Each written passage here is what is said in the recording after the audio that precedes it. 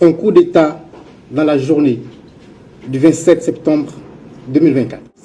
C'est dans ce cadre que dès le 6 août, les intéressés ont ouvert un compte bancaire dans les livres de la NCA Banque Côte d'Ivoire au profit du... Voilà, depuis que nous sommes là, nous faisons la révision de la liste électorale chaque année, autant que faire se peut. Mais sauf que c'est qu'il faut... Pas chaque année, mais voilà, vous faites au mieux. On fait au mieux, parce que vous savez, ce n'est pas parce qu'on ne peut pas le faire, c'est parce qu'on cherche à sensibiliser le maximum des citoyens. Parce que, madame, figurez-vous, une révision de la liste électorale coûte beaucoup d'argent.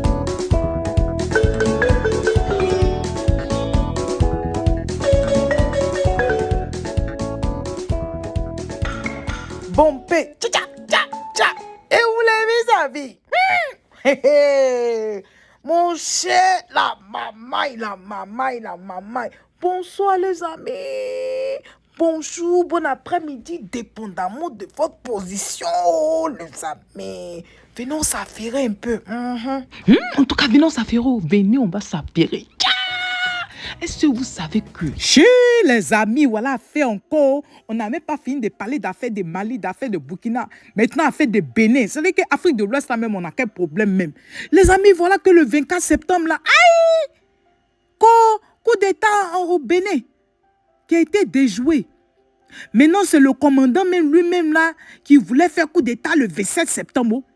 Ja, il ne savait pas que les gens là le regardaient. Il ne savait pas que les gens du Bénin là, ils avaient les trucs partout, les caméras partout pour les surveiller. Les gars sont allés ouvrir compte, mettre des milliards dedans. Et puis où ils ont ouvert compte là, quand ils ont ouvert compte là en Côte d'Ivoire, ils ont dit, mon pays, mon pays, je sais que c'est un beau pays, mais pourquoi les gens nous fatiguent comme ça?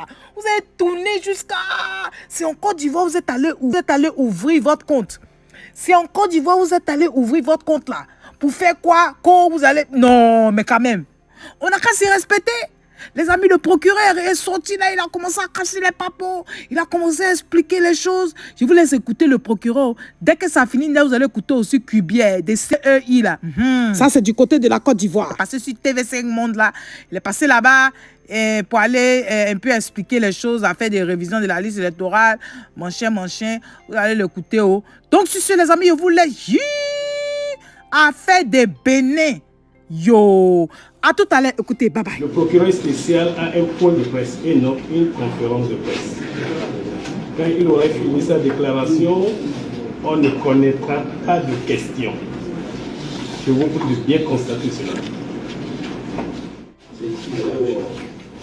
Ça y est fait encore? C'est bon? Oui, c'est bon. Allez, alors, moi je vous attendais.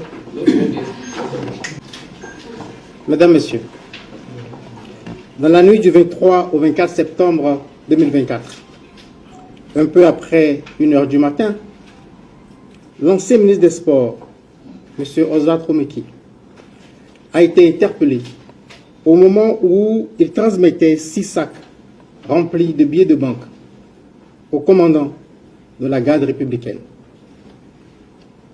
Des premières investigations.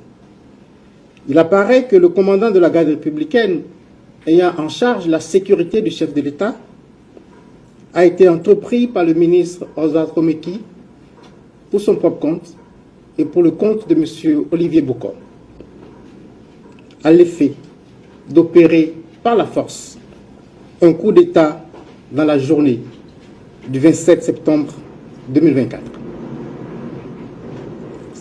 C'est dans ce cadre que dès le 6 août, les intéressés ont ouvert un compte bancaire dans les livres de la NCA Banque Côte d'Ivoire au profit du commandant de la garde républicaine. Et la preuve de l'ouverture du compte a été transmise aux bénéficiaires avec un solde initial de francs CFA 105 millions.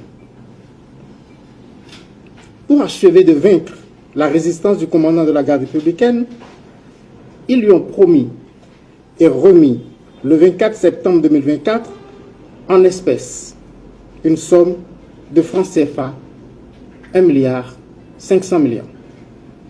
Et cette somme est décomptée en 129 lots de 10 millions constitués de billets de 10 000 francs et 42 lots de 5 millions constitués de billets de 5 000 francs. Cette somme qui aurait été mobilisée par M. Olivier Bocon a été chargée dans un véhicule de type 4x4 de marque Toyota Prado appartenant à M. Oswald Romeki et muni d'une fausse immatriculation. C'est à l'occasion de la remise du dit véhicule et de la somme de 1,5 milliard de francs CFA que la brigade criminelle a procédé à l'interpellation de M. Oswald Romeki et du commandant de la garde républicaine. Dans l'heure qui a suivi, M. Olivier Bocon a été également interpellé par les éléments de la brigade criminelle. L'enquête en cours s'attelle à identifier toutes les personnes impliquées dans ces faits. Je ne manquerai pas, s'il y a lieu, de revenir vers vous pour vous donner de plus amples informations sur l'évolution de cette procédure. Je vous remercie.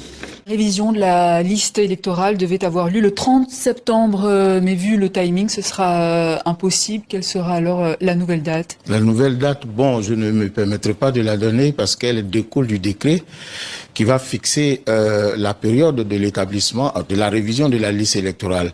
Mais elle va, je crois, elle va commencer mi-novembre, mi-octobre, mi-novembre.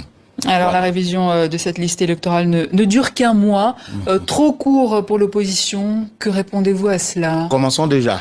Commençons déjà. Oui, commençons déjà. Si bien entendu il y a un engouement, on pourra proroger. Parce que l'objectif, c'est justement de capter le maximum d'Ivoiriens sur la liste électorale. Vous savez, depuis 2010 jusqu'à maintenant, la révision de la liste électorale a lieu chaque année. Et il se trouve que la moyenne... Elle est censée avoir lieu chaque année. Elle oui, pas chaque année. Oui, mais elle n'a pas eu lieu chaque année. Oui, c'est vrai. C'est vrai. Comment se fait-il que c'est juste avant les élections que ces révisions des... Non, mais ces révisions ont toujours lieu avant l'année électorale. À l'année électorale, oui, pas chaque année. Oui, peut-être pas chaque année, mais rarement on n'a pas fait la révision de la liste électorale. Il faut le préciser. Voilà, depuis que nous sommes là, nous faisons la révision de la liste électorale chaque année, autant que faire se peut.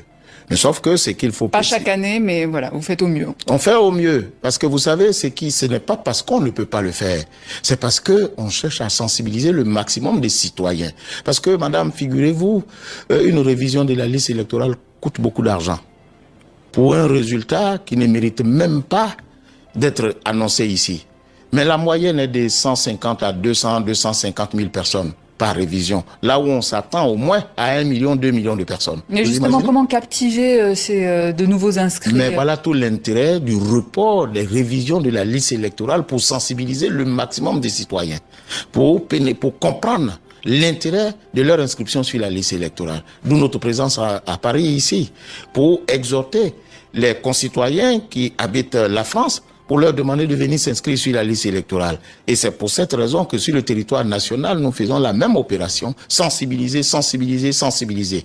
Mais je voudrais vous avouer que ce n'est pas facile pour nous, quand le langage qui est tenu par les acteurs politiques est souvent fort, peut décourager plus d'un à venir s'inscrire sur la liste électorale. Voyez-vous, quand certains acteurs considèrent que la commission électorale est de composition favorable au pouvoir... et ce n'est pas le cas? Ce n'est pas le cas. Lorsqu'on considère que les résultats sont déjà connus, comme si c'était la commission électorale qui générait des suffrages au profit des acteurs... En tout cas, pour l'opposition, la majorité est du côté de la majorité présidentielle. Bon, ben ça c'est l'opposition qui le dit. Moi, je n'ai même pas apprécié cela. Mais sauf que moi, je me dis que conformément aux dispositions légales, il est dit qu'il y a des membres de l'opposition qui sont au sein de la commission électorale, et il y a des membres des partis politiques et groupements au pouvoir qui sont au sein de la commission électorale. Il y en aurait plus. Comment? Il y en aurait plus. J'ai pas compris? Il y en aurait plus. Mais oui. Et la société civile, les institutions de la République, nous sommes tous représentés au sein de la commission électorale indépendante. Maintenant, les alliances qu'il y a entre les partis politiques faisant croire qu'il y a telle personne, il y a tel groupe qui est plus nombreux que tel autre groupe, bon, moi je ne suis pas un initié, mais quand on me dit qu'il y a 5 membres de l'opposition qui doivent être au sein de la commission électorale indépendante, ils y sont. Affaire des easy sont, mon cher, les amis, moi, vous laisse, on se parle tout à l'heure. Bye bye. Que Dieu protège l'Afrique.